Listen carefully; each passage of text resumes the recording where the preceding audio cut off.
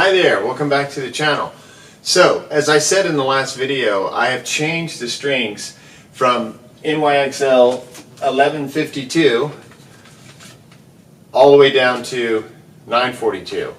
And I didn't expect that to help, but I really believe that the lighter gauge helped the Duesenberg Trem. If you've been following the progress of this guitar, it was a kit guitar by BYOGuitars, Build Your Own Guitars, and I wanted Trem and I wanted a Flying V. I just wanted to try the Flying V. I've always wanted one since I was a kid, and I really like this guitar. I've had a lot of ups and downs with it, and at a couple of different points I thought it was worthless, and I don't think it's the greatest guitar in the world, but it's playing well and it sounds good, and it's mine and I built it and I think it looks great, and it does sound very good, and I'm going to keep working on it. But I put the Duesenberg on, and I really like it, but I had started, I think I put 10s on this originally, and I moved up to the 1152s, and it just felt like it was really picking this back end up, like to the extreme point, like a floating trim on a strap, just lifting up higher and higher and higher, and it messes with your action here. It affects the string height, it affects intonation because it changes the rake angles, the way the guitar pulls, the relationship from here to here, which is the most important bit of it. And so it was just looking really cockeyed, like the spring was bent way over, and when you tried to press the trim down, you had to adjust the arm just so, or it would just sort of flatten out on the guitar and you'd hardly get any, variance in pitch. You weren't getting much down and much back. I guess you were getting good back, because there was plenty of room back here for that, but not much room in the front because of the way the strings were pulling. And I'm pretty sure this guitar's a little off as far as the way it was routed. I think they messed it up because it's really hard. I mean, it's still not completely intonated, and I've got it slammed. So it just is what it is. But it actually sounds pretty good, and I'm going to continue to improve it. This made a big difference. Switching from 11 to 9s, and the other big difference that I made was depending on how you set up you've got your little Allen key here, and it goes into these screw holes here, and aesthetically I had it where the arm was fully extended. It's like all the way long. Let me just show you how I had the arm. You just kind of loosen.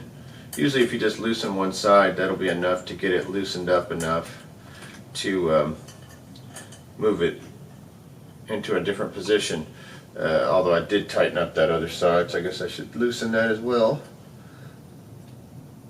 Okay, and now you can see the arm just sort of lies floppy, and you can take it all the way out. That's the other little cool thing about the Duesenberg, is that if you didn't want the arm, if you just wanted some, let me see how much I can do with it, minor sort of tremolo effect, you can just push on the spring. You don't even have to have the arm in play.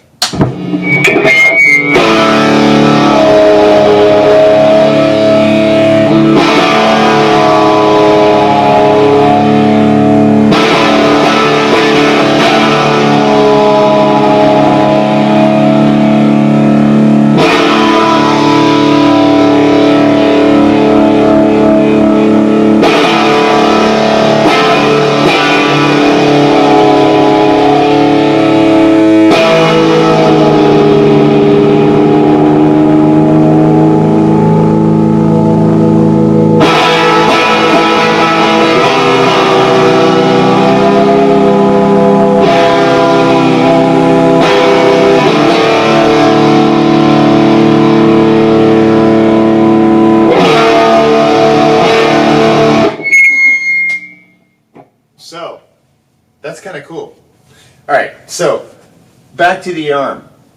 The arms, it's nice to have an arm, but if you wanted to take the arm off, because aesthetically you didn't like a Flying V with an arm on it, this kind of works. And as you can see, you can press it down, you can pick it up. It's not as good because you don't have any leverage, but it works. Alright, so, aesthetically, I wanted this to look like a Strat arm. I'll show you. I'll kind of put it in the way I had it, just enough. So I had it like this, where it was fully extended, because I like to have, full access to the arm. Well, the more I messed around with it, it kept bottoming out, especially when I had the 11s on. So I was like, now watch, like if you put it like right here on a Flying V, it's just sitting right on it. Now you can kind of adjust the arm up a little bit, but look at that, see? Just sitting right flat on it. So, their instructions, and you can see it pictured like this, the proper way to install it is to bring it all the way through the hole. Let me get the little Allen wrench again. I'll start placing my tools places and then I'll misplace all of them. And I don't want to pull this Allen screw out of here because then it'll fall on the floor and be lost forever. So let me just loosen up this side a little more. So anyway, the Duesenberg people recommend that you bring this, see, watch this, you bring it all the way to where the angle is. So the angle sits in the groove like that, and then you can kind of adjust it whichever way you want from here. And then the tail end sort of sits out like that. I mean, you can almost like cut this piece off. I hated the way this looked. I know it seems stupid, but I'm kind of picky like that. But at this point, all the struggles I've been through with this guitar, I don't really care anymore, all right? I don't care. So I think this looks all right now. I'm going to just live with it. The other thing I noticed is if you just kind of position it like this, you can't even see it anymore because it sort of lines up with the piece that's already there. Most of you out there aren't even going to care about this, but if you are somehow trying to use your arm in a way that does not involve bringing it all the way down to this angle here and having the rest kind of hanging out, I don't think it works as well.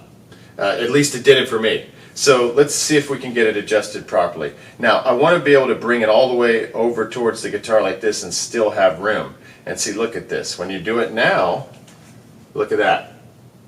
You got all this room to bring it down. Like wait, got messed up.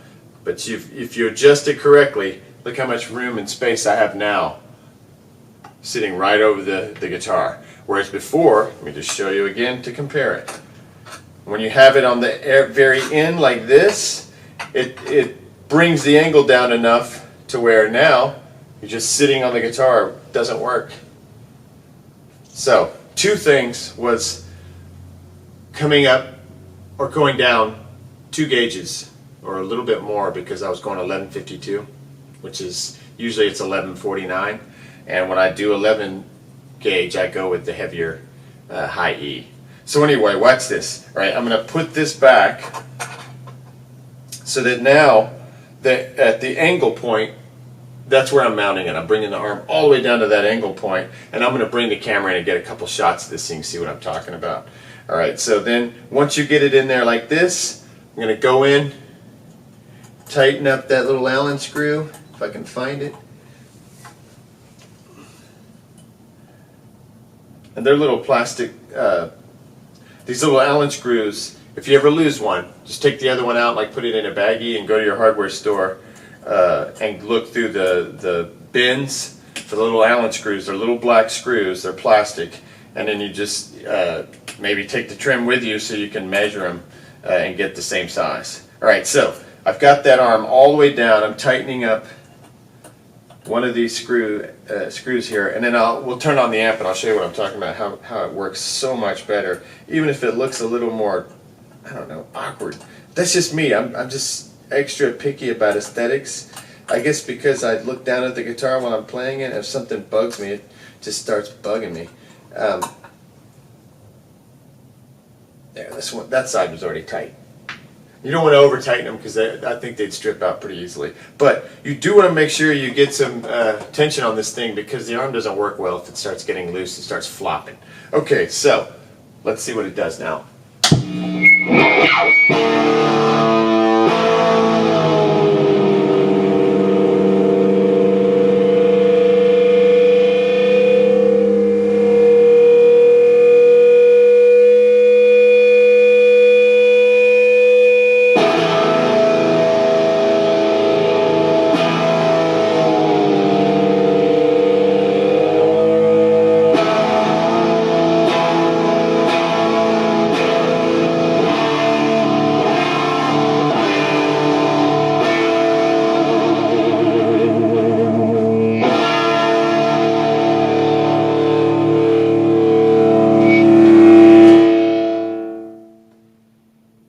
works really well. And it really doesn't look bad. See, look, this is the resting state of it. You can't even see that piece of metal sticking out if that bugs you like it bugs me. But man, oh man, does this thing work better. Look, you can bring it all the way to the guitar now. Look at that. And you've got, like what, 1.5 inches, 2 inches basically, which will give you like, I don't know, half.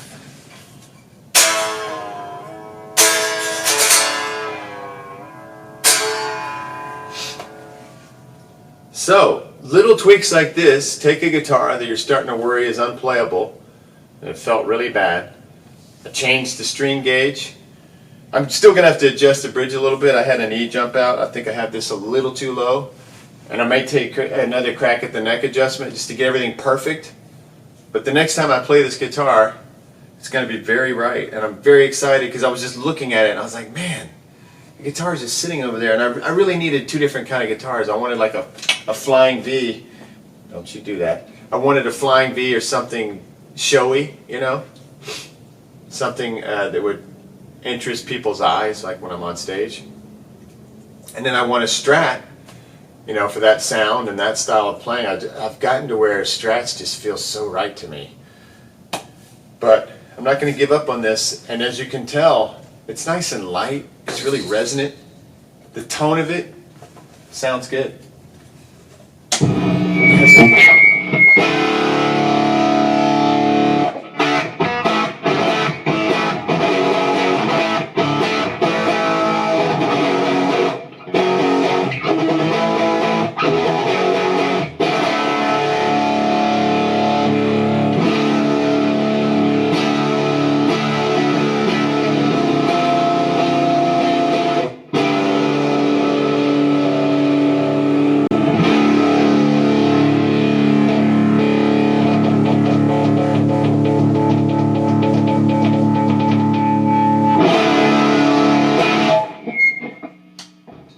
So, don't give up on your guitars.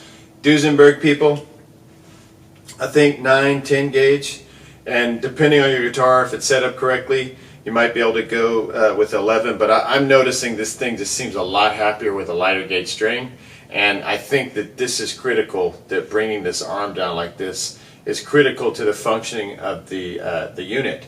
So I'm happy to know that, and I'm even happier to pass it along to others in case you've hit a frustration point with your setup. So anyway, hope that helps, and rock on. That's what I'm going to do. Thank you.